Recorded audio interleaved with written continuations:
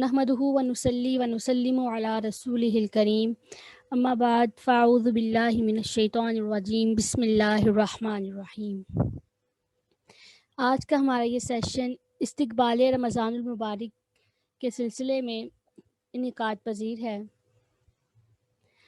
رمضان المبارک اہل اسلام کے لیے اللہ تبارک و تعالیٰ کا خصوصی نام ہے، کیونکہ اسی ماہ مقدس میں حضور صلی اللہ علیہ وآلہ وسلم نے نبوت کا اعلان فرمایا، اور اسی میں اللہ تبارک و تعالیٰ نے حضور صلی اللہ علیہ وآلہ وسلم پر بذریعہ وحی قرآن پاک کا نزول کا آغاز فرمایا۔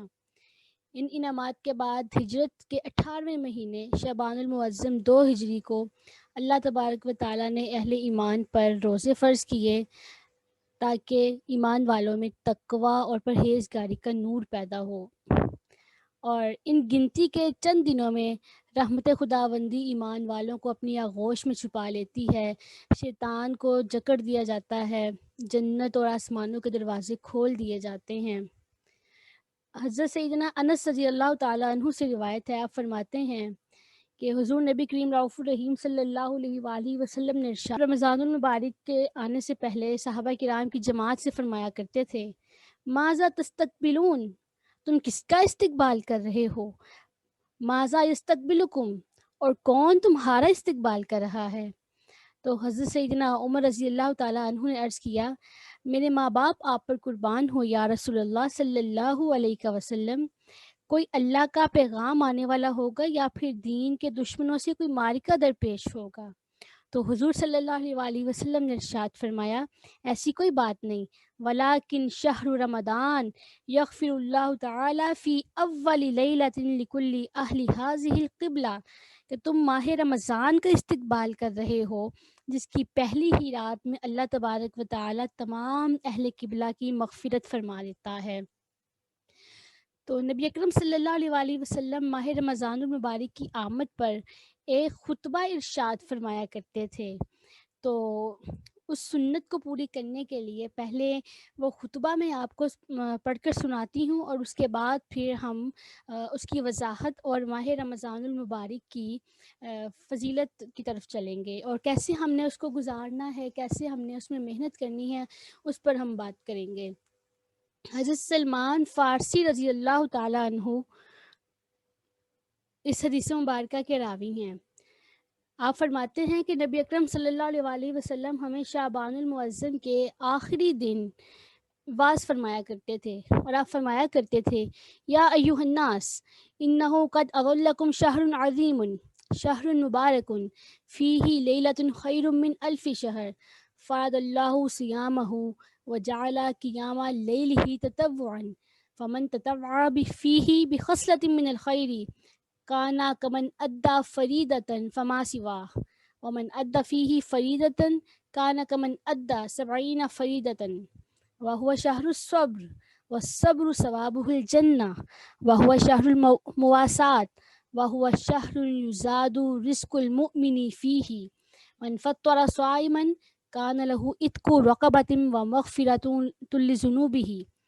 قیل یا رسول اللہ لیس کلنا یجد ما یفطر الصائم، قال یؤتی اللہ ھذا الثواب من فطر صائما علی مسکۃ لبن او تمرۃ او شربۃ ماء ومن اشبع صائما کان لہ مغفرۃ لذنوبہ وسقاہ اللہ من حوض شربۃ لا یظمأ حتی یدخل الجنہ وکان لہ مثل اجرہ من غیر ان ینقص من اجرہ شیئا وہو شہر اولہ رحمہ واوسطہ مغفرہ وآخرہ عتق من النار ومن خفف عن مملوکہ فیہ اعتقہ اللہ من النار او کما قال علیہ الصلوۃ والسلام۔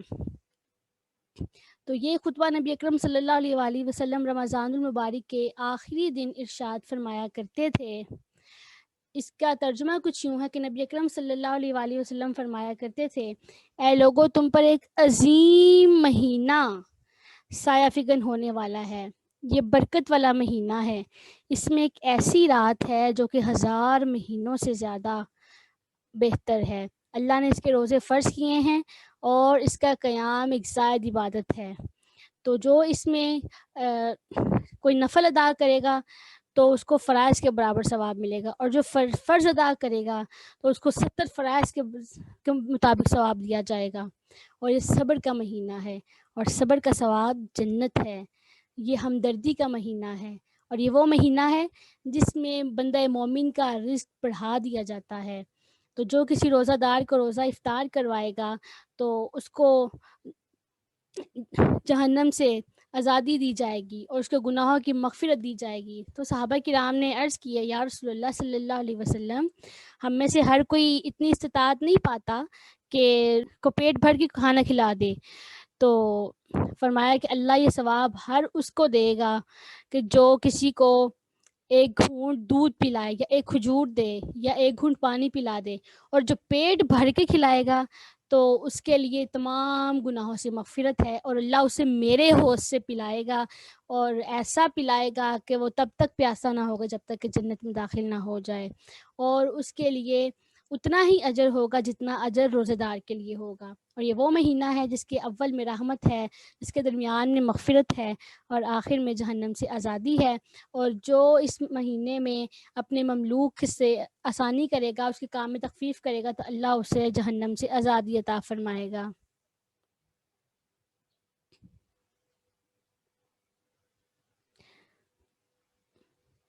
تو یہ تقریباً 21 پیش گوئیاں ہیں جو کہ اس خطبہ مبارک میں ارشاد ہوئی ہیں، اس میں سے بعض کا تعلق آخرت سے ہے، اور بعض وہ کام ہیں جو عوام الناس کی ظاہری آنکھوں سے نہاں ہیں، اور بعض ایسی ہیں جو کہ ہمارے سامنے روز روشن کی طرح بالکل عیاں اور بالکل واضح ہیں۔ سچا ایماندار جو سب کو سچا مانتا ہے اور ظاہر بینوں کو دعوت غور دیتا ہے کہ جس چیز کا تعلق اگرچہ بہت ہی کم ہو ظاہر سے، تو وہ ایسی ظاہر ہے کہ اس کا انکار نہیں کیا جا سکتا۔ جیسے کہ ہم دیکھیں کہ جیسے ارشاد فرمایا، یہ عظمت والا مہینہ ہے، یہ برکت والا مہینہ ہے، یہ صبر کا مہینہ ہے، اور صبر کا ثواب جنت ہے، یہ غمخواری کا مہینہ ہے، اور یہ ایسا مہینہ ہے جس میں ایماندار کا رزق زیادہ کر دیا جاتا ہے۔ تو یہ تمام عظمتیں تو ہمارے سامنے بالکل واضح ہیں، اس میں ایماندار کے نیک کام بہت بڑھ جاتے ہیں۔ ایماندار اس زمانے میں بھی خوب صبر کے ساتھ روزے نبھاتے ہیں، اور ہر اہل ایمان کی دلی خواہش ہوتی ہے کہ وہ اس مہینے میں یتیموں، مسکینوں، فقیروں کی غمخواری کریں، ان کے لیے خوراک کا، لباس کا انتظام کرنے کی کوشش کرتے ہیں، اور جو مالدار ہوتے ہیں وہ دوسرے مہینوں کی بنسبت اس میں زیادہ صدقات و خیرات کرتے ہیں، اور اچھا کھانا کھاتے ہیں، کھانے پینے کا اہتمام کرتے ہیں، دوسروں کو بھی کھلانے کی کوشش کرتے ہیں۔ تو سب اس مہینے میں نیکیوں کو زیادہ سے زیادہ کرنے کی کوشش کرتے ہیں۔ تو یہ وہ نیکیاں ہیں جو کہ اس ماہ مبارک میں، اور جو اس کے فضائل ہیں جو کہ بالکل ہمارے سامنے ظاہر ہیں۔ اور ماہ رمضان المبارک جو ہے یہ ہمارے لیے معنوی میل کچیل سے آلودہ جو ہمارا باطن ہے اس کے لیے واشنگ سٹیشن ہے۔ اللہ تبارک و تعالیٰ نے اپنے بندوں پہ بہت ساری رحمتیں کی ہیں، اور ان میں سے ایک رحمت یہ ہے کہ اللہ تعالیٰ نے بندوں کی زندگی میں ان کے لیے واشنگ سٹیشن بنا دیے ہیں، تاکہ وہ ان واشنگ سٹیشنز میں، ان مراکز میں اپنے گناہوں اور غلطیوں کی میل کچیل کی واشنگ کر کے پاک صاف ہوتے رہا کریں، اور نیک اعمال کے ذریعے ان واشنگ سٹیشنز میں اپنی ریپیئرنگ کروائیں، اپنی واشنگ کروا سکیں، اور فیول لے کر اللہ تعالیٰ کی اطاعت اور بندگی کریں، اور تعمیری کاموں میں اپنا کردار ادا کر سکیں۔ انہی باطن کی دھلائی یعنی باطن کی واشنگ کے لیے، کلیننگ کے لیے ایک جو ڈیلی سینٹر ہے وہ روزانہ کی 5 نمازیں ہیں، ایک ویکلی واشنگ سینٹر ہے وہ جمعۃ المبارک ہے، ایک منتھلی واشنگ سینٹر ہے وہ ہر مہینے کے 3 روزے ہیں، اور ایک اینول واشنگ سینٹر ہے جیسا کہ ماہ رمضان المبارک ہے۔ اسی طرح زکوٰۃ بھی ایک اینول واشنگ سینٹر ہے، زکوٰۃ کا تو مطلب ہی پاکیزگی ہے، اور اسی طرح ایک واشنگ سینٹر یہ حج کا موقع بھی ہے۔ تو اسی طرح اللہ تعالیٰ کا اپنے بندوں پر یہ بہت فضل اور رحمت ہے کہ اللہ تعالیٰ نے ان عبادات میں سے بعض کا تعلق بدن سے کیا ہے، بعض کا تعلق روح سے کیا ہے، بعض کا تعلق مال کے ساتھ کیا ہے، اور بعض کا ان میں سے 2 یا 2 سے زیادہ کے ساتھ بھی تعلق قائم ہے۔ روزہ ان فرائض میں سے ہے جو عبادت اور روح اور بدن دونوں کے ساتھ ہے، یعنی اس کا تعلق روح کے ساتھ بھی ہے اور بدن کے ساتھ بھی ہے۔ اس کے ثواب کے حوالے سے بہت ساری حدیث ہیں جو کہ میں آپ کو آگے سناؤں گی. تو یہ بہت زیادہ ہمارے لیے اس کے فوائد ہیں، جسمانی فوائد بھی ہیں، روحانی فوائد بھی ہیں کہ روح کو تقویت ملتی ہے. اور ہم ایک رمضان المبارک میں ہم روزہ رکھ کے ہم حلال سے بچتے ہیں، تو یہ ہمارے لیے ٹریننگ ہے کہ اگر ہم حلال سے بچ سکتے ہیں تو ہم حرام سے بھی بچ سکتے ہیں، جس کی ہمیں کوشش کرنی بھی چاہیے ہے. تو نبی اکرم صلی اللہ علیہ وآلہ وسلم نے بہت ساری حدیث مبارکہ میں رمضان المبارک کے فضائل کے حوالے سے ارشاد فرمایا ہے. چند حدیث میں آپ کے سامنے رکھتی ہوں. حضرت عبداللہ بن عباس رضی اللہ تعالیٰ عنہ سے روایت ہے، آپ فرماتے ہیں کہ جب رمضان المبارک کا مہینہ شروع ہوتا تو نبی پاک صلی اللہ علیہ وآلہ وسلم ہر قیدی کو چھوڑ دیتے تھے اور ہر مانگنے والے کو عطا فرمایا کرتے تھے. یہاں قیدی سے مراد وہ بندہ ہے جو حقوق العباد یا حقوق اللہ میں گرفتار ہو، اور آزاد فرمانے سے مراد یہ ہے کہ اس کے حقوق ادا کر دیے جاتے تھے یا اس کے حقوق ادا کرنے میں اس کی مدد کر دی جاتی تھی. یہاں کفار قیدی مراد نہیں ہے جو جہاد میں قید ہو کر آتے تھے، کیونکہ اسلام کا یہ مزاج نہیں ہے کہ بندے کو قید کر کے اس کو جو ہے ہمیشہ کے لیے ایک مفلوج زندگی گزارنے پر مجبور کیا جائے. یا تو اس کو سزا دی جائے یا اس کی اصلاح کر دی جائے، جو بھی صورتحال بنتی ہے اس طرح سے کیا جائے. یہ آج کل ہی ہمارے ہاں یہ رواج چلا ہے کہ جیسے کل ایک بند دیکھ رہی تھی کہ ایک بندہ 27 سال بعد انوسنٹ ڈکلیئر ہوا ہے کسی فورن کنٹری میں، تو یہ اس کی زندگی کے 27 سال وہ کہاں گئے؟ تو اسلام کا یہ مزاج نہیں ہے. نبی کریم صلی اللہ علیہ وآلہ وسلم ہمیشہ ہی سخاوت کیا کرتے تھے، لیکن جب رمضان المبارک آتا تو آپ صلی اللہ علیہ وآلہ وسلم کی سخاوت کا سمندر ٹھاٹھیں مارتا تھا. حضرت عبداللہ بن عمر رضی اللہ تعالیٰ عنہ روایت فرماتے ہیں کہ نبی اکرم صلی اللہ علیہ وآلہ وسلم نے ارشاد فرمایا، ماہ رمضان المبارک کے لیے جنت شروع سال سے اگلے سال تک سنواری جاتی ہے. فرمایا جب رمضان المبارک کا پہلا دن ہوتا ہے تو عرش کے نیچے جنت کے پتوں سے حوروں پر ایک خوشگوار ہوا چلتی ہے، تو حوریں عرض کرتی ہیں، یا رب اپنے بندوں کو ہمارا خاوند بنا، ان سے ہماری آنکھیں اور ہم سے ان کی آنکھیں ٹھنڈی فرما. اور ایک یہ بھی عنایت بلکہ بہت ساری عنایات جو کی جاتی ہیں. حضرت ابو ہریرہ رضی اللہ تعالیٰ عنہ راوی ہیں، آپ فرماتے ہیں کہ حضور صلی اللہ علیہ وآلہ وسلم نے ارشاد فرمایا، جب رمضان المبارک کا مہینہ آتا ہے تو آسمانوں کے دروازے کھول دیے جاتے ہیں، اور ایک روایت میں جنت کے دروازے کھول دیے جاتے ہیں اور دوزخ کے دروازے بند کر دیے جاتے ہیں اور شیاطین زنجیروں میں جکڑ دیے جاتے ہیں، اور ایک روایت میں یہ الفاظ بھی آتے ہیں کہ رحمت کے دروازے کھول دیے جاتے ہیں. اچھا، یہ سوال بھی عموماً لوگوں کے ذہن میں پیدا ہوتا ہے کہ پھر وہ شیاطین قید کر کے رکھے کہاں جاتے ہیں؟ تو اس حوالے سے بھی ایک روایت موجود ہے کہ ان کو سمندر کی گہرائی میں پھینک دیا جاتا ہے. اور شیاطین کو قید کرنے کے حوالے سے بھی مفسرین کے مختلف اقوال ہیں. بعض اس کو حقیقی معنی پر محمول کرتے ہیں کہ شیاطین ہی جکڑے جاتے ہیں، جو بڑے بڑے سر کے شیاطین ہوتے ہیں اور جو ہر انسان کے ساتھ ایک ہوتا ہے قرین، وہ نہیں جکڑا جاتا. اور بعض کہتے ہیں سبھی جکڑ دیے جاتے ہیں. اور تو پھر اور بعض اسے مجاز پر محمول کرتے ہیں کہ انسان کے اندر کی جو صفت حیوانیہ ہوتی ہے نا، جو انسان کو گناہوں پر مجبور کرتی ہے، وہ کم ہو جاتی ہے. ظاہر انسان روزہ رکھے تو انسان کے اندر وہ چیز کم ہو جاتی ہے.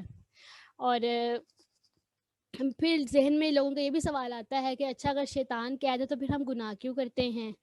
تو اس کا جواب اس طرح سے ہے کہ گناہ کرنے کا صرف ایک سبب نہیں ہے، صرف شیطان نہیں ہے، بلکہ ایک نفس خبیث جو ہے وہ بھی، اور بہت سی جو چیزیں ہیں وہ انسان کو گناہ پر مجبور کرتی ہیں. تو اس وجہ سے بھی انسان رمضان المبارک میں بھی بعض اوقات اس طرف مائل ہوتا ہے.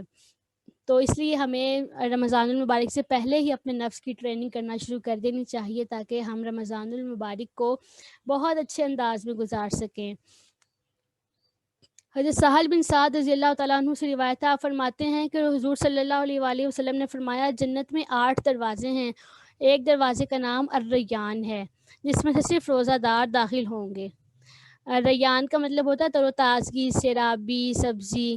چونکہ روزہ دار روزوں میں بھوکے پیاسے رہتے ہیں اور بھوک پیاس کے زیادہ تکلیف اٹھاتے ہیں، اس لیے ان کے داخلے کے لیے وہ دروازہ مختص ہوا جہاں پانی کی نہریں ہیں، بہت زیادہ سبزہ سیرابی ہے، اور اس کا حسن آج تک نہ تو ہمارے وہم گمان میں آ سکتا ہے اور نہ ہی بیان میں ہو سکتا ہے۔ اسی طرح یہ بھی حدیث مبارکہ میں آیا ہے کہ جو بندہ ایمان اور اخلاص کے ساتھ رمضان المبارک کے روزے رکھے اس کے پچھلے گناہ بخش دیے جاتے ہیں، اور جو رمضان المبارک میں اخلاص کے ساتھ راتوں کو عبادت کرے تو اس کے پچھلے گناہ بخش دیے جاتے ہیں، اور جو شب قدر میں اخلاص اور ایمان کے ساتھ عبادت کرے تو اس کے بھی پچھلے گناہ بخش دیے جاتے ہیں۔ اور جیسا کہ ابھی ہم نے خطبے میں بھی پڑھا کہ اس میں ابن آدم کا جو ثواب ہے، ہر عمل کا ثواب 10 گنا سے لے کر 700 گنا تک بڑھا دیا جاتا ہے۔ یہ بہت ہی اللہ تعالیٰ نے ہمارے لیے ایک اسپیشل پیکیج رکھا ہوا ہے۔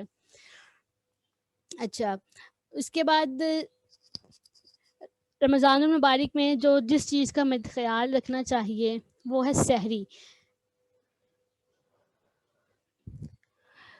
حضور صلی اللہ علیہ وآلہ وسلم نے ارشاد فرمایا تسحروا فإن فی السحور برکہ، کہ تم سحری کھاؤ کیونکہ سحری کھانے میں برکت ہے۔ اس عظیم حدیث مبارکہ میں نبی اکرم صلی اللہ علیہ وآلہ وسلم روزے کے لیے مستعد ہونے کے لیے، تیار ہونے کے لیے سحری کے ٹائم کھانے پینے کا حکم ارشاد فرما رہے ہیں، اور ساتھ ہی اس کی حکمت بھی ارشاد فرمائی کہ اس کی حکمت یہ ہے کہ اس میں برکت ہے، اس میں نزول برکت ہے۔ برکت کہتے ہیں کسی چیز میں خیر کے نزول اور ثبوت کو، اور وہ خیر اور اجر میں زیادتی اور اضافہ سے اس کو عبارت کیا جاتا ہے۔ بعض روزہ کو اس طرح ہم دیکھتے ہیں کہ وہ سحری کھانے کا بالکل اہتمام نہیں کرتے اور لاپرواہی برتتے ہیں۔ اسی بعض لوگ تو ایسے کرتے ہیں کہ سحری کھانے کو بالکل ترک کر دیتے ہیں، اور بعض اوقات بعض روزہ آدھی رات کو یا سونے سے پہلے سحری کا کھانا کھا لیتے ہیں کہ ایسا نہ ہو کہ صبح آنکھ ہی نہ کھلے اور نیند میں رغبت کی وجہ سے، دیر تک سونے کی وجہ سے تو ہم کھا نہ سکیں۔ تو اس طرح سے پھر سحری کھانے کی اور اس کی برکات کی پرواہ نہیں کی جاتی، تو اس سے بے خبری کی وجہ سے لوگ سحری کو بوقت سحر نہیں کھاتے ہیں تو وہ برکات حاصل نہیں کر پاتے۔ تو ہر حال میں طریقہ کار غلط ہے، اور اس کی جو خطا کی تلافی کرنی چاہیے، یعنی وہ تلافی ایسی ہے کہ سحری پھر کی جائے۔ اس کی بہت ساری برکات ہیں۔ نمبر 1 تو یہ کہ اس میں حضور صلی اللہ علیہ وآلہ وسلم کے حکم کی تعمیل ہے، کیونکہ اللہ تبارک و تعالیٰ نے ارشاد فرمایا ہے ما آتاکم الرسول فخذوہ وما نہاکم عنہ فانتہوا، کہ جو چیز تمہیں رسول اللہ صلی اللہ علیہ وسلم عطا فرمائے وہ لے لو، اور جس چیز سے منع کریں اس سے باز آ جاؤ۔ دوسرا فائدہ اس میں یہ ہے کہ یہ مسلمانوں کا شعار ہے، کیونکہ حضور صلی اللہ علیہ وآلہ وسلم نے فرمایا کہ فصل ما بین صیامنا و صیام اہل الکتاب اکلۃ السحری، کہ ہمارے اور اہل کتاب کے روزوں میں صرف سحری کھانے کا فرق ہے، یعنی وہ بھی روزے رکھتے ہیں لیکن ان کا طریقہ کار اور ہے، اس میں سحری نہیں ہے، اور اہل ایمان کے روزوں میں سحری کا جو کنسیپٹ موجود ہے۔ اسی طرح اس سے خیر حاصل ہوتی ہے، اور جیسے کہ حضرت سہل بن سعد فرماتے ہیں کہ لا یزال الناس بخیر ما اجل الفطری فطرہ ویؤخر السحرہ، کہ لوگ جب تک روزہ جلدی افطار کرتے رہیں گے اور سحری کھانے میں تاخیر کرتے رہیں گے وہ خیر پر رہیں گے، اور سحری کھانے سے عبادت کرنے پر بھی انسان کو تقویت حاصل ہوتی ہے، اور عمل میں اور انسان کی نشاط میں اور طبیعت میں ذرا فرحت رہتی ہے، کیونکہ بھوکا پیاسا آدمی عبادت میں کرنے سے عاجز ہوتا ہے، پھر سارا دن سوتا ہی رہتا ہے۔ روزہ دار اگر سوئے کہ میں عبادت پر تقویت حاصل کرنے کے لیے سو رہا ہوں تو اس کے لیے سونا بھی پھر عبادت ہی ہے، لیکن اگر سستی کی وجہ سے پڑا رہے اور بعد میں پھر اٹھے ہی نہ تو اس کا تو کوئی فائدہ نہیں ہوگا۔ اور سحری کھانے والوں پر اللہ تعالیٰ کی طرف سے رحمت اور برکت نازل ہوتی ہے، فرشتے ان کے لیے دعا کرتے ہیں، جیسے کہ حضرت عبداللہ بن عمر رضی اللہ تعالیٰ عنہ فرماتے ہیں کہ ان اللہ و ملائکتہ یصلون علی المتسحرین، کہ اللہ تعالیٰ اور اس کے فرشتے سحری کھانے والوں پر درود بھیجتے ہیں۔ اور سحری کھانے کی وجہ سے جو بد اخلاقی بھوک کی سبب سے پیدا ہوتی ہے اس کی مدافعت ہوتی ہے۔ ظاہر جب انسان بھوکا ہو، اس کے پیٹ میں بھوک ہو تو وہ اخلاقیات کو بھی چھوڑنا شروع کر دیتا ہے۔ اور سحری کا وقت برکت والا ہوتا ہے کیونکہ اس میں اللہ تعالیٰ اپنی عظمت و جلال کے لائق نزول فرماتا ہے، اور یہ دعاؤں کے قبول ہونے کا اور لغزشوں کی معافی کا وقت ہوتا ہے۔ حضور صلی اللہ علیہ وآلہ وسلم ارشاد فرماتے ہیں کہ ہر رات جب رات کا آخری تہائی حصہ باقی ہو، اللہ تعالیٰ آسمان دنیا کی طرف اپنی خاص رحمت کے ساتھ متوجہ ہو کر ارشاد فرماتا ہے کہ کون ہے جو مجھ سے دعا کرتا ہے، میں اس کی دعا کو قبول کرتا ہوں، کون ہے جو مجھ سے سوال کرتا ہے، میں اس کو عطا کرتا ہوں، اور کون ہے جو مجھ سے معافی مانگے گا، میں اس کی بخشش کر دوں گا۔ اس لیے سب کو چاہیے کہ وہ سحری کو لازمی پکڑیں، سحری اس کا لازمی اہتمام کریں، اور اس سے غفلت نہ برتیں۔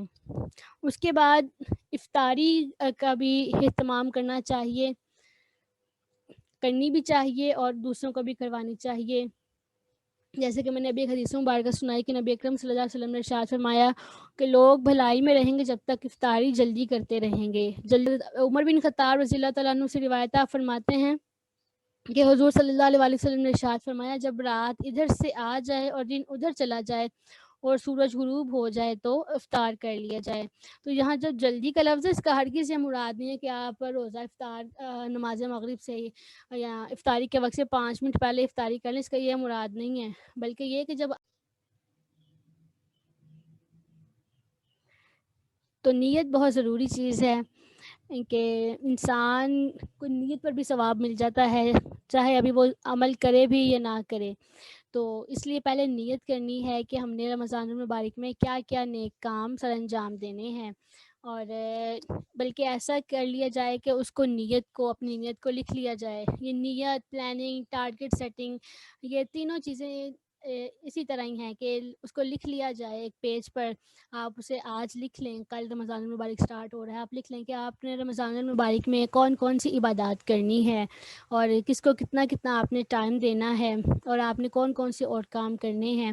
تو ان سب چیزوں کو جو ہے لکھ لیں گے تو آسانی ہو جائے گی ان کو کرنے میں بھی، اور اگر بھول جائیں گے تو پھر یاد آ جائے گا کہ کون سے کام میرے کرنے والے رہ گئے ہیں۔ اس لیے اس کو رائٹنگ میں لے آئیں گے تو کرنے میں آسانی ہوگی۔ اور رمضان المبارک سے پہلے ہی جو ضروری سامان ہوتا ہے اس کو اکٹھا کر لینا چاہیے، اور جو بھی چیزیں ہوتی ہیں گروسری وغیرہ ہوتی ہے، ویسے تو یہ جتنے مرضی انسان شاپنگ کر رہا ہے وہ پھر رہ کے یاد آتا ہے کہ فلاں چیز رہ گئی، فلاں چیز رہ گئی، لیکن ایک دفعہ بیسک جو چیزیں ہوتی ہیں نا ان کو اکٹھا کر لینا چاہیے۔ اسی طرح شاپنگ بھی جو ہوتی ہے وہ رمضان المبارک سے پہلے کر لینی چاہیے، اسٹچنگ وغیرہ جو کروانی ہوتی ہے تاکہ رمضان المبارک میں ہم کام کر سکیں۔ دیکھیں یہ رمضان المبارک سال میں ایک مرتبہ آتا ہے، اور اس میں ہم اگر عبادت کرنے کی بجائے ہم دیگر کاموں میں مصروف ہو جائیں تو یہ سمجھے ہم نے اپرچونٹی کو مس کر دیا۔ اس کی ایک مثال آپ کو اس طرح سے میں دوں گی کہ جیسے ہمارے گھر میں کوئی گیسٹ آئے اور ہم گیسٹ کو چھوڑ کر اس کے ساتھ ٹائم سپینڈ کرنے کی بجائے ہم ادھر ادھر کے کاموں میں مصروف ہو جائیں تو وہ کتنا برا فیل کرے گا کہ بھئی میں اس کے ساتھ ملنے کے لیے آیا ہوں اور یہ میرے ساتھ کیسے بیہیو کر رہا ہے، اپنے کاموں میں مصروف ہو گئی ہے۔ تو مائنڈ کریں گے نا، گیسٹ مائنڈ کریں گے۔ تو بالکل اسی طرح دیکھ لیں رمضان المبارک بھی ہمارے پاس بطور مہمان ہی ہے۔ ویسے تو مہمان ہمیں، رمضان المبارک تو ہر سال ہی آتا ہے، ہم اس دنیا میں مہمان ہیں، لیکن پھر بھی ہم اگر اس مثال پر اسے قیاس کریں تو ہمیں بات سمجھنے میں آسانی ہوگی۔ اس کے بعد رمضان المبارک میں جن چیزوں کا ان کا تو ہمیں سارا سال ہی خیال رکھنا چاہیے، لیکن رمضان المبارک میں ذرا خصوصیت کے ساتھ اس کو خیال رکھنا چاہیے۔ فرض نماز کو ادا کرنا چاہیے وقت پر، مستحب اوقات میں نماز کو ادا کرنا چاہیے، اور روزے ہم اس میں رکھتے ہیں، روزوں کا ہمیں خیال رکھنا چاہیے۔ اور جیسے کہ نبی اکرم صلی اللہ علیہ وسلم نے ارشاد فرمایا جو بندہ ماہ رمضان المبارک میں بغیر کسی شرعی عذر کے اور بغیر کسی بیماری کے ایک دن کا روزہ نہیں رکھتا، وہ بعد میں چاہے ساری زندگی روزہ رکھے تو وہ درجہ نہیں پا سکتا جو رمضان المبارک میں روزہ رکھنے سے پاتا ہے۔ اگرچہ شرعاً اس کی قضاء کا سلسلہ موجود ہے لیکن پھر بھی وہ کام نہیں ہوگا۔ اس کے علاوہ اس مہینے میں کثرت سے لوگ زکوٰۃ ادا کرتے ہیں۔ زکوٰۃ اسلامی مہینے کے حساب سے ادا کی جاتی ہے، جس کا جب بھی مہینہ کمپلیٹ ہو جائے کر سکتے ہیں اور جلدی بھی ادا کر سکتے ہیں۔ تو لوگ عموماً زکوٰۃ ادا رمضان المبارک میں کرتے ہیں۔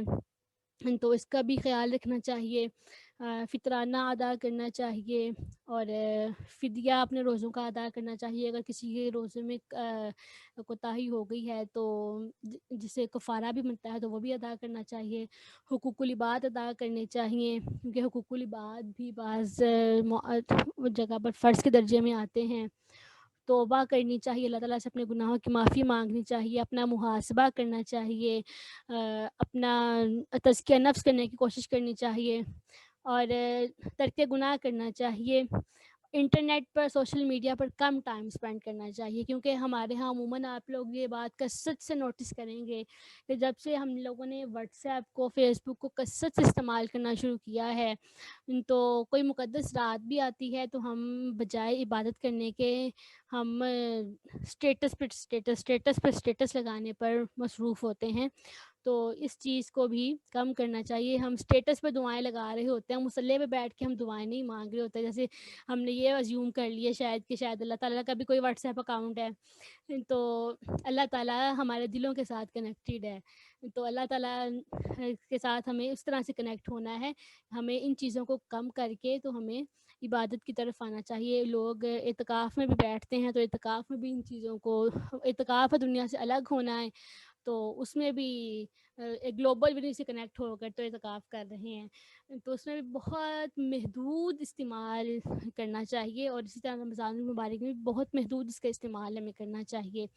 اور زیر کفالت جو افراد ہیں ان کے لیے رزق حلال کا حصول یہ بھی ایک عبادت ہے. رزق حلال کا حصول کہ بندہ کوشش کرتا ہے کہ وہ اپنے زیر کفالت لوگوں کو رزق حلال کھلائے, یہ بھی عبادت ہے. دیگر عبادات میں ہے تلاوت کریں, یہ سب غیر رمضان میں بھی کرنے ہیں لیکن رمضان المبارک میں زیادہ اس کا اہتمام کرنا ہے. اور تلاوت کا اہتمام کریں جتنا ہو سکے. اس کے بعد تہجد کا اہتمام کیا جائے, سحری کا اہتمام کیا جائے, تسبیحات پڑھی جائیں, درود شریف, کلمہ طیبہ, ذکر اذکار, یہ تمام چیزیں. یہ سوال عموماً خواتین کی طرف سے آتا ہے کہ ہم مخصوص ایام میں ہیں تو ہم درود شریف پڑھ سکتے ہیں, کلمہ پڑھ سکتے ہیں. تو جی بالکل آپ درود شریف پڑھ سکتے ہیں, کلمہ پڑھ سکتی ہیں, کلمہ طیبہ, تیسرا کلمہ, دوسرا کلمہ, یہ تمام اذکار کر سکتے ہیں. سورہ فاتحہ کو دعا کی نیت سے پڑھ سکتے ہیں کیونکہ اس کا نام بھی سورہ دعا ہے. اور اسی طرح جو اللہ تعالیٰ کی حمد و ثناء والی آیات ہیں, جو دعائیہ آیات ہیں, ان کو دعا کی نیت سے اور حمد و ثناء کی نیت سے آپ اس کو پڑھ سکتے ہیں. تو ان کا اہتمام کریں, دعا کثرت سے کریں کیونکہ اللہ تبارک و تعالیٰ دعا قبول فرماتا ہے. اور عموماً ہمارے ہاں لوگ کہتے ہیں میں تو دعا کرتا ہوں پوری نہیں ہوتی. اس کی وجہ یہ ہم جلدی مچاتے ہیں. حضور صلی اللہ علیہ وآلہ وسلم نے ارشاد فرمایا اللہ تعالیٰ سب کی دعائیں پوری فرماتا ہے جب تک کہ وہ بندہ جلدی نہ مچائے. تو آپ اگر نوٹس کریں آپ کی دعائیں اپنے اپنے ٹائم سے پوری ہوتی ہیں, ورنہ پھر اگر نہیں پوری ہوتی, واقعی نہیں پوری ہوتی, تو پھر اس کا ذخیرہ آخرت میں ہو جاتا ہے. سنتوں کا اہتمام کیا جائے, کھانے کی سنتیں, پینے کی سنتیں, لباس کی سنتیں, آئینہ دیکھنے کی سنتیں, اور قرض کی تمام معاملات میں بندہ مومن ہر کام میں اگر یہ نیت کر لینا کہ میں سنت کی نیت کر لے تو اسے ویسے ہی ثواب مل جائے گا.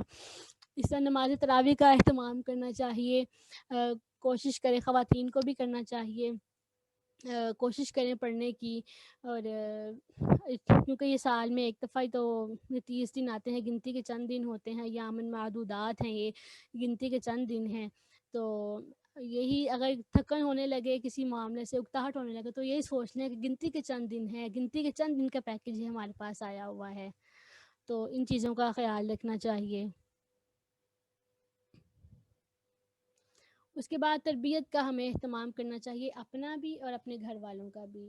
اس کو تربیت کے مختلف طریقے ہو سکتے ہیں کہ آن لائن کورسز اب تو بہت ہوتے ہیں, پہلے بھی ہوتے تھے لیکن اب یہ کووڈ کی وجہ سے تو بہت زیادہ ہی آن لائن اسٹڈی ہو گئی ہے اور کورسز بہت زیادہ آن لائن ہو گئے ہیں.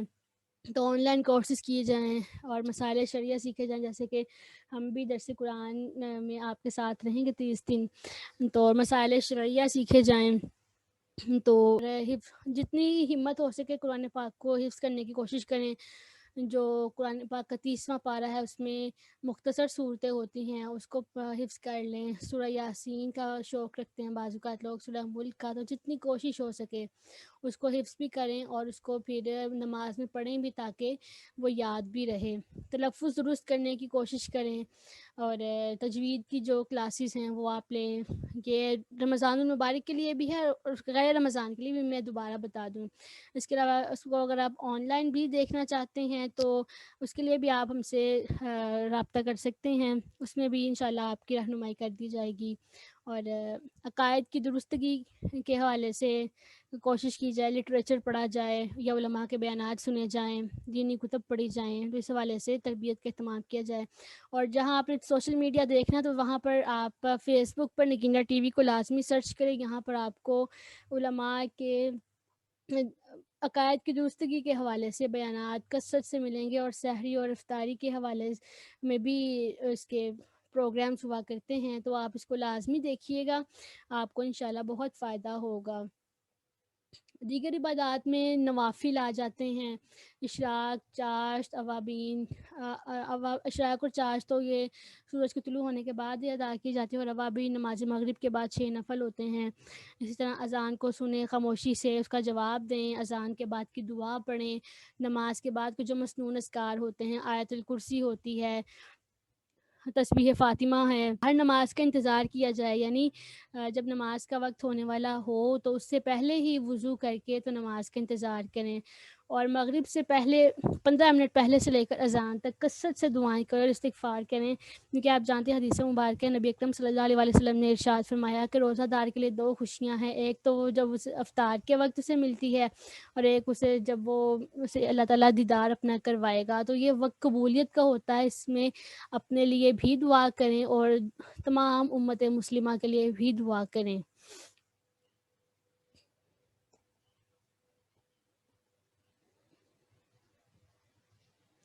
اور مالی عبادات بھی کریں، سخاوت کریں، صدقات و خیرات کا اہتمام کریں، افطاری کریں، اور کروائیں بھی، جیسے کہ افطاری کا میں نے آپ کو ثواب آپ کے سامنے ذکر کیا، جو خطبہ نبی پاک صلی اللہ علیہ وسلم ارشاد فرمایا کرتے تھے۔ دیگر عبادات میں ہمدردی ہے، صلہ رحمی ہے، مہمان نوازی ہے، علم حاصل کیا جائے۔ ہمارے ہاں عموماً اگر اسٹوڈنٹس کے ایگزامز آ جائے رمضان المبارک میں تو پریشان ہو جاتے ہیں کہ پتہ نہیں کیا ہوگا، ہم کیسے پڑھیں گے، جبکہ رمضان المبارک تو ہے ہی خیر و برکت کا مہینہ۔ تو میں بھی اس حوالے سے پریشان تھی جب میرے رمضان المبارک میں میرے ایگزامز آئے، میں بھی پریشان ہو گئی کہ یہ میں کیسے کروں گی۔ تو ہمارے شیخ حضرت علامہ منیر احمد جوسی صاحب رحمۃ اللہ تعالیٰ علیہ، آپ ہمارے گھر تشریف لائے، میں نے ان کے سامنے ذکر کیا کہ میرے رمضان المبارک میں امتحان ہے، تو آپ نے کہا اچھا رمضان المبارک میں امتحان ہے، پھر تو خیر ہی ہوگی۔ تو ہمارے ہاں عموماً جو طلباء و طالبات ہیں نا وہ پریشان ہو جاتے ہیں کہ رمضان المبارک میں امتحان آ گئے، ہمیں رمضان المبارک میں پڑھنا پڑے گا۔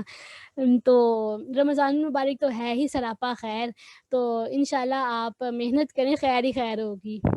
تو کھانا تیار کریں تو ساتھ میں اللہ تعالیٰ کا ذکر لازمی کریں، اس سے پہلے بسم اللہ پڑھیں، دعائیں پڑھیں، کیونکہ یہ کھانا بھی اندر جا کر پھر اچھے اثرات مرتب کرتا ہے۔ جیسے کہ ایک حدیث مبارکہ یہی بھی ہے نا کہ تم پرہیزگاروں کو دوست بناؤ، تمہارا کھانا بھی پرہیزگار لوگ کھائیں۔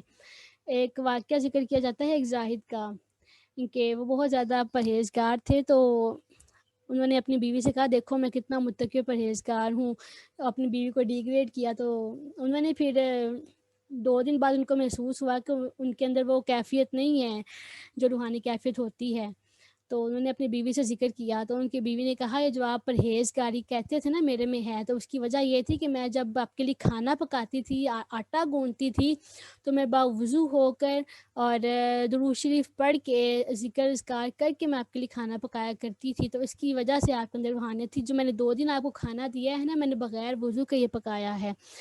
تو اس طرح سے اس سے بھی جو بہت زیادہ فائدہ ہوتا ہے، اس لیے اس بات کا لازمی خیال رکھا کریں، اور کم کھانے کی عادت ڈالنی چاہیے۔ اس رمضان المبارک میں یہ پریکٹس ہونی ہوتی ہے، لیکن ہم کیا کرتے ہیں، ہم افطاری کے ٹائم اتنا کھا لیتے ہیں، ان کے بعد میں کسی قابل نہیں رہ جاتے، کسی عبادت کے قابل نہیں رہ جاتے۔ اور اپنے خادموں پر بوجھ کم کرنا چاہیے. اگر کام کا بوجھ نہیں کم کر سکتے تو تھوڑا سا ان کو پیسے تھوڑے زیادہ کر دیں. باتیں کم کرنی چاہیے، کیونکہ اگر روزہ رکھ کر بھی وہی جو باتیں زیادہ کرتا ہے پھر وہ گناہ بھی زیادہ کرتا ہے، وہ زیادہ غیبتیں کرتا ہے. تو اگر روزہ رکھ کر بھی ہم نے ان چیزوں کو نہیں چھوڑنا تو پھر اس کے بارے میں تو یہی ہے کہ اللہ تعالیٰ کو اس کو بھوکا پیاسا رہنے کا کوئی فائدہ نہیں. یہ حدیث مبارکہ کے الفاظ ہیں.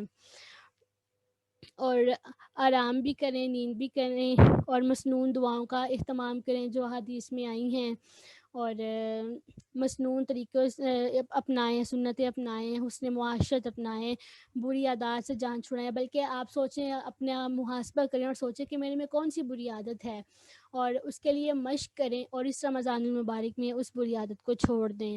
اعتکاف کریں آخر 10 دنوں میں جس سے ہو سکے، اور شب قدر میں عبادت کا اہتمام کریں، شب بیداری کریں.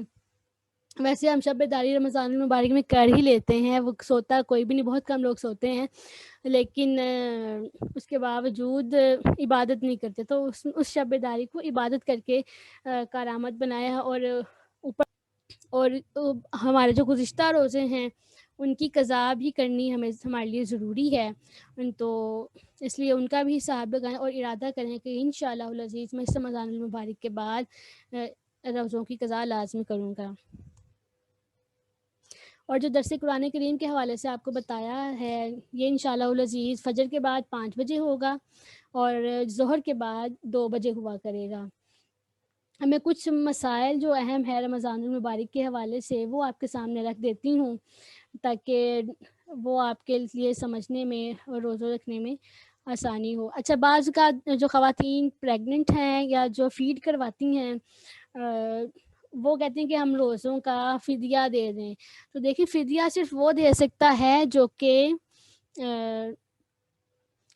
جس کے صحت یاب ہونے کی امید نہیں ہے، شیخ فانی جسے کہتے ہیں، صرف ایسا بندہ فدیہ دے سکتا ہے. تو جس بندے کے صحت یاب ہونے کی امید ہے وہ فدیہ نہیں دے سکتا، وہ بعد میں قضا کرے گا. تو اسی طرح جو خواتین فیڈ کرواتی ہیں یا جو امید سے ہیں تو وہ بعد میں روزوں کی قضا کریں گی. اسی طرح جب ہمارا سحری کا وقت ختم ہوتا ہے تو اس کا جو علم ہوتا ہے ہمیں یا گھڑی سے ہوتا ہے، یا سائنس سے ہوتا ہے، یا ٹی وی سے ہوتا ہے، یا ریڈیو وغیرہ کے اعلان سے ہوتا ہے، یا اذان کے ذریعے سے ہوتا ہے. تو جیسے بھی اس کا پتہ چلے ہمیں فوراً کھانا پینا بند کر دینا چاہیے. اور ہمارے یہاں عموماً لوگ کہتے ہیں کہ ابھی فلاں مسجد میں اذان نہیں ہوئی، فلاں مسجد میں اذان نہیں ہوئی، فلاں مسجد میں ابھی دیر سے. تو آپ نے اس چیز کو نہیں دیکھنا، بلکہ ایگزیکٹ ٹائم دیکھیں جو ہے سحری کا، اور جب وہ ٹائم ختم ہو گیا تو کھانا بند کر دیں. خواتین کا یہ بھی سوال ہوتا ہے کہ روزے کی حالت میں لپسٹک لگا سکتے ہیں یا نہیں. ویسے تو لپسٹک روزہ نہیں توڑتی ہے، لیکن لپسٹک کے ذرات اگر زبان ہونٹوں پر پھیرنے سے معدے میں چلے جاتے ہیں تو اس سے روزہ ٹوٹ جاتا ہے. اس لیے اس حوالے سے احتیاط ہی کرنی چاہیے ہے. اور بعض کا نزلہ ہو جاتا ہے، نزلہ زکام ہو جاتا ہے تو لوگ ناک میں وکس لگاتے ہیں. تو اس حوالے سے بھی سوال ہوتا ہے کہ کیا اس سے روزہ ٹوٹ جاتا ہے. تو یہ ایک طرح کے کیمیکل ہی ہے، اسے جب آپ نوسٹرلز کے اندر لگاتے ہیں تو کیمیکل کے جو پارٹیکلز ہوتے ہیں وہ حلق کے اندر چلے جاتے ہیں، تو اس سے روزہ ٹوٹ جاتا ہوتا ہے. اور خواتین کو اگر روزے کی حالت میں ہی حیض شروع ہو جائے، پیریڈ شروع ہو جائیں تو ان کا روزہ ٹوٹ جاتا ہے، لیکن ان کو احتراماً جو ہے وہ کھانے پینے سے بچنا چاہیے اور احترام کرنا چاہیے روزے کا. تو یہ اور بعض اوقات اگر مغرب کی اذان کے 1 منٹ پہلے بھی آپ کو یہ مسئلہ ہو گیا ہے تو آپ کا وہ روزہ نہیں ہوا. بعض اوقات خواتین کہتی ہیں کہ 12 بجے کے بعد اگر ہوئے ہیں تو روزہ پورا کر لیں. وہ آپ احتراماً آپ نہیں کھائیں گے، لیکن روزہ ختم ہو گیا اس کے بعد میں قضا کرنی ہوگی. اور اس طرح روزے کی حالت میں سر پہ تیل بھی لگا سکتے ہیں، مہندی بھی لگا سکتے ہیں، اس سے کوئی حرج نہیں. اور عموماً ہم جو افطاری کی دعا پڑھتے ہیں وہ پہلے ہم دعا پڑھتے ہیں پھر ہم کھاتے ہیں، جبکہ طریقہ یہ ہونا چاہیے کہ افطار سے فراغت کے بعد جو ہے دعا پڑھنی چاہیے، یعنی پہلے افطاری کریں اس کے بعد دعا پڑھیں.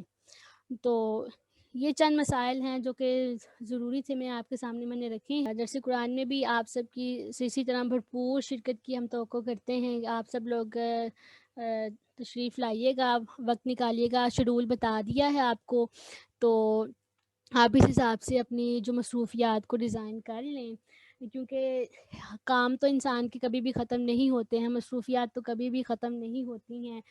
تو ان تمام مصروفیتوں میں سے ہمیں اپنے دین کے لیے، اپنے لیے، اپنی آخرت کے سنوارنے کے لیے وقت نکالنا ہی پڑتا ہے۔ کام تو کبھی بھی انسان کی جان نہیں چھوڑتے ہیں۔ تو انشاءاللہ العزیز 30 دن کا ہمارا یہ ساتھ رہے گا درس قرآن کے حوالے سے، اور انشاءاللہ اس کے بعد بھی جو اللہ تعالیٰ کو منظور ہوا اس طرح سے، تو آپ سب نیت کریں، اور ہم سب انشاءاللہ آپ کے ساتھ شامل رہیں گے۔ آپ سب کا بہت بہت شکریہ۔